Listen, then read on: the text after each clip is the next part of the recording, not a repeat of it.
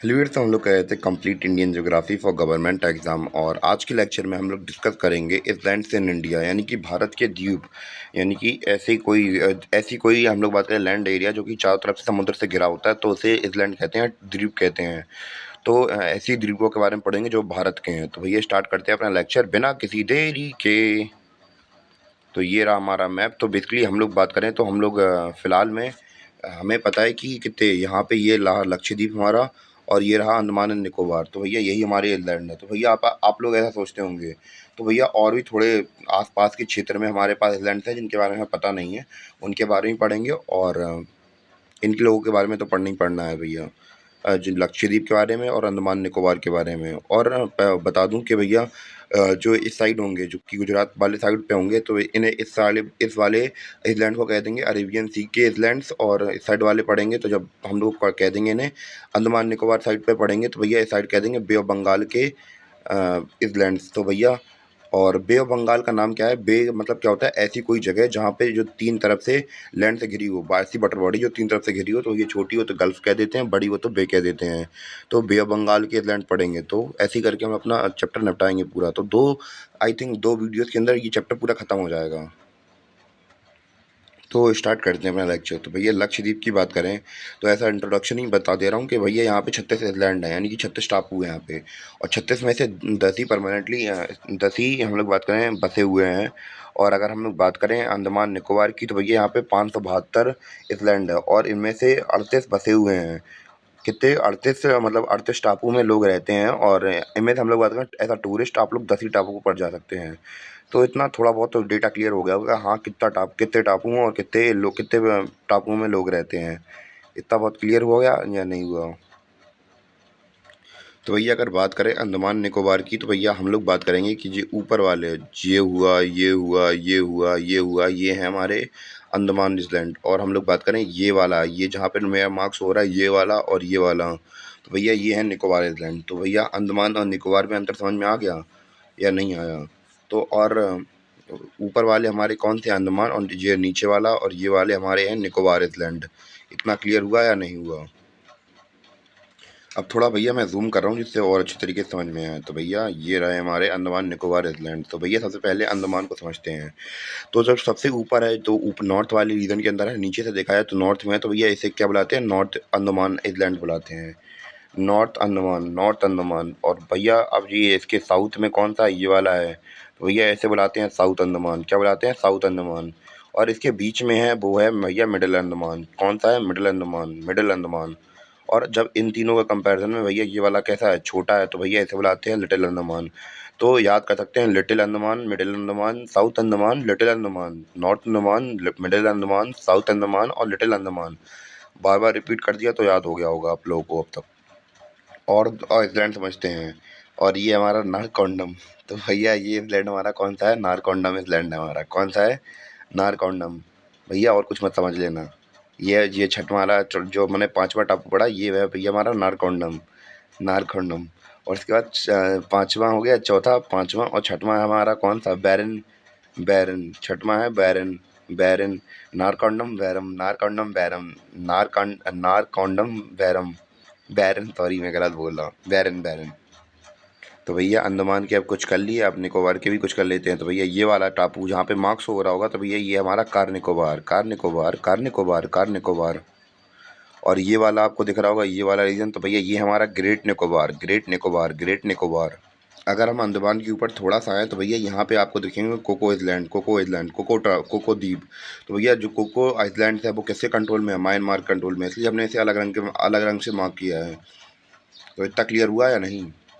अब भैया हम लोग बात करेंगे इनके फीचर के बारे में, क्या क्या फीचर हैं। तो सबसे पहले हम लोग बात करेंगे नॉर्थ अंडमान की। तो भैया यहाँ पे जो नौ अंडमान निकोबार है, यहाँ की सबसे ऊंची चोटी यहीं पर है, सडल पीक। सडल पीक इसकी हाइट है कितनी? हाईएस्ट पीक है, इसकी हाइट है कितनी? 732 मीटर। कितनी है? 732 मीटर। पहला फीचर तो हमने ये पढ़ लिया कि भैया लार्जेस्ट पीक है यहाँ पे। दूसरा फीचर ये है कि भैया जो कोको आइलैंड है और नॉर्थ अंडमान है, नॉर्थ अंडमान टापू हैं, इनके बीच में कौन से चैनल एग्जिस्ट करता है? तो भैया कोको चैनल। कौन सा? Coco channel, Coco channel, Coco channel, Coco channel. Coco channel exist करता है। और नॉर्थ अंडमान की हाईएस्ट पीक है, नॉर्थ अंडमान पर हाईएस्ट पीक है सडल पीक। तो भैया ये पूरे अंडमान निकोबार की सबसे हाईएस्ट पीक है। तो भैया इतना क्लियर हुआ, इसकी हाइट है 732 मीटर। इतना क्लियर हो गया होगा आई थिंक सो। अब हम लोग बात करेंगे मिडिल अंडमान की। तो भैया मिडिल अंडमान के क्या फ़ीचर हैं? नॉर्थ अंडमान के देख लिए। मिडिल अंडमान के फ़ीचर ये हैं कि भैया लार्जेस्ट आइलैंड है, यानी कि यहाँ के टापुओं में सबसे बड़ा टापू यही वाला है। और यहाँ की जो हाईएस्ट टापू है, मतलब हाईएस्ट पीक है, वो कौन सी है इसकी? माउंट डियावोलो। तो भैया इसकी हाईएस्ट पीक कितनी है मिडिल अंडमान की? वो है 259 मीटर्स की, 259 मीटर्स की इसकी हाइट है। किसकी? मिडिल अंडमान के हाईएस्ट पीक की, जिसका नाम है क्या? माउंट डियावोलो। और अब हम लोग बात करेंगे अपने साउथ अंडमान की। तो भैया यहाँ पे इसकी जो कैपिटल है, कैपिटल यहाँ पे मार्क हो रही होगी, तो कैपिटल है यहाँ की अंडमान निकोबार आइलैंड्स की। तो वो क्या है? श्री विंध्यापुरम। तो भैया इतना क्लियर हो गया कि नहीं हुआ? तो मैंने गलत बोल दिया, श्री विजयपुरम नाम है इसका, श्री विजयपुरम। और भैया यहाँ पे एक चीज़ और है कि भैया जो अंग्रेज थे उन्होंने इंडियंस को, या फिर हम लोग बात करें फ्रीडम फाइटर को सजा देने के लिए बनाई थी काला पानी की जेल, यहीं पे है। इसे हम लोग सेलर जेल भी बोलते हैं। क्या बोलते हैं? सेलर जेल भी बोलते हैं। तो भैया बहुत गंदी तरीके से उन्हें ट्रीट किया जाता था। अगर आप लोगों ने अगर इंटरनेट वगैरह पे वीडियो वगैरह देखे हो कि कैसे कैसे सज़ा मिलती थी, भैया बहुत गंदी सज़ा देते थे हमारे फ्रीडम फाइटर्स को। तो भैया उस काला पानी की जेल यहाँ पे है। कहाँ पे? श्री विजयपुरम में। तक पॉइंट क्लियर हुआ। इसे इंग्लिश में सेलुलर जेल भी बोलते हैं। और हम लोग बात करें कि ये बन के कब तैयार हुई थी? ये 1906 और 1907 में बन के तैयार हुई थी, पर अब ये जेल नहीं रही, अब ये म्यूज़ियम बन गया है। और यहाँ पे वीर सावरकर वगैरह इन सबको रखा गया था, और काफ़ी बहुत बुरा तरीके से उन्हें ट्रीट किया जाता था यहाँ पे। और दूसरी बात भैया ये हमारे साउथ अंडमान की। तो भैया यहाँ की जो सबसे ऊंची चोटी है, जो यहाँ की सबसे ऊंची चोटी है, उसका नाम क्या है? माउंट माउंट कोयोब। और इसकी हाइट है 459 मीटर, यानी कि 459 मीटर इसकी ऊंचाई है। किसकी? माउंट कोयोब की। और हाईएस्ट पीक है कहाँ की? ये हाईएस्ट पीक है साउथ अंडमान की। तो भैया इतना पॉइंट क्लियर हुआ या नहीं हुआ? हम लोग बात करेंगे लिटिल अंडमान की। लिटिल अंडमान का जो साइज़ है वो कैसा है? इन सबके पर्सपेक्टिव में छोटा है, तो इसलिए इसका नाम लिटिल अंडमान है। तो यही खासियत है। और कार निकोबार और लिटिल अंडमान की एक बात, खास बात और है भैया, यहाँ से एक वाटर बॉडी है जो चैनल जा रहा है। तो भैया ऐसे ही इसका नाम क्या है? 10 डिग्री चैनल है। तो भैया इतना क्लियर हुआ या नहीं हुआ? 10 डिग्री चैनल कहाँ कहाँ पे है? लिटिल अंडमान और कार निकोबार के बीच में है। और हम लोग बात करें कार निकोबार और लिटिल निकोबार, ये रहा हमारा लिटिल निकोबार, ग्रेट निकोबार के थोड़े ऊपर। और इन दोनों बॉडीज़ के बीच में हमारा कौन सा चैनल है? तो भैया इसे बोलते हैं सबरेरो चैनल। समब्रेरो चैनल। तो भैया यहाँ पे नाम लिख दिया है, ये रहा सबरेरो चैनल। तो भैया इतना क्लियर हुआ डेटा कि नहीं हुआ? सबरेरो चैनल। और लास्ट पॉइंट देखते हैं भैया हमारा, कि यहाँ पे आपको ये पॉइंट डॉटेड हो रहा होगा, ब्लैक पॉइंट। तो भैया ये हमारा है इंडिया का साउथर्न मोस्ट पॉइंट है, यानी कि साउथ का सबसे मोस्ट आखिरी पॉइंट यही है हमारा। और इसे क्या बुलाते हैं? इंदिरा पॉइंट बुलाते हैं। और इंदिरा पॉइंट तो भैया इसको नाम मिला था 1984 में। उससे पहले इसे बोलते थे पर्शियंस पॉइंट या फिर पिग्मेलियन पॉइंट बोलते थे। इतना डेटा क्लियर हुआ? तो 1984 में इसका नाम इंदिरा पॉइंट कर दिया गया। इससे पहले पर्शियंस या पिग्मेलियन पॉइंट इसे कहते थे हम लोग। तो इतना डेटा क्लियर हो गया होगा आई थिंक सो। अब भैया थोड़े साइड में आते हैं अंडमान निकोबार के कुछ दो स्पेशल आइलैंड के बारे में, नारकॉन्डम के बारे में और बैरन के बारे में। तो भैया खास बात इनकी ये है कि भैया स्पेशल आइलैंड है। क्यों? क्योंकि भैया ये वोल्केनिक आइलैंड है, यानी कि यहाँ पे ज्वालामुखी हैं। तो जिन्हें नहीं पता हो कि भैया वोल्केनिक आइलैंड क्या होते हैं, तो भैया वोल्केनो क्या होता है आपको पता ही होगा कि हमारा ये क्या होता है, एक हमारा कोई आइलैंड होता है, पहाड़ वगैरह होता है। तो भैया उसके नीचे, उसके अंदर से एक टनल जाती है, तो ये मैग्मा चैम्बर तक जाती है। और ये एरिया लिथोस्फीयर कहलाता है, यहाँ पे चट्टानें होती हैं। और ये एरिया ऐसा एरिया होता है एस्थेनोस्फीयर, जहाँ पे हमारा जो चट्टानें होती हैं वो पिघले हुए फॉर्म में होती हैं, क्योंकि यहाँ पे रेडियो एक्टिव एलिमेंट होते हैं जो कि मिनरल्स को पिघला देते हैं, चट्टानों को पिघला देते हैं।